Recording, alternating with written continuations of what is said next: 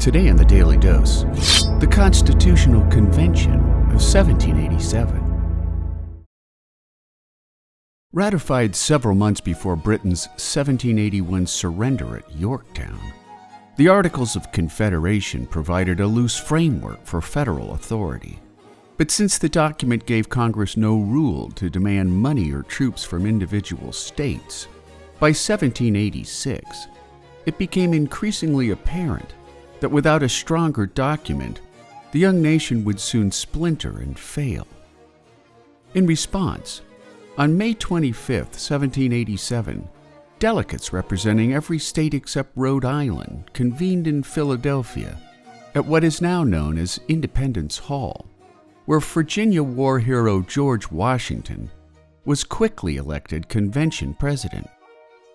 Over the next 3 months, the delegates landed upon a brilliant federal system of checks and balances, and when the delegates from smaller states divided over the issue of equal representation in Congress, the problem was resolved by the Connecticut Compromise, which proposed a bicameral or dual legislature made up of the lower house or House of Representatives that offered proportional representation based on total population, while the upper house or Senate answered the delegates' call for equal representation.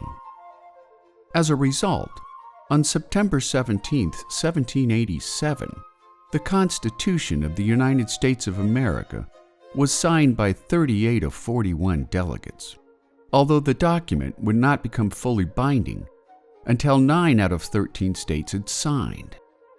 Some states, particularly Massachusetts, opposed the documents on the grounds that it lacked constitutional protections, such as freedom of speech, religion, and press, leading to a compromise agreement ratified by the dissenting states, provided certain amendments could be added to the U.S. Constitution shortly after its ratification.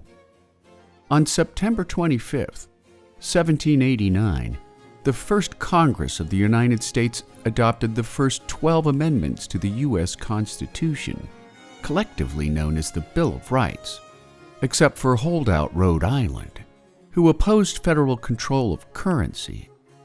Their objections dissolved after the federal government threatened to sever commercial relations with the state, leading to full ratification on May 29, 1790, making the U.S. Constitution the oldest national governing document operating in the world today.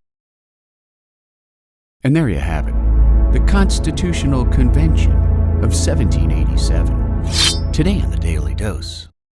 Get your nerd on with the Daily Dose. And if you enjoyed today's episode, share the link with a friend or colleague so that they too can learn something new every day.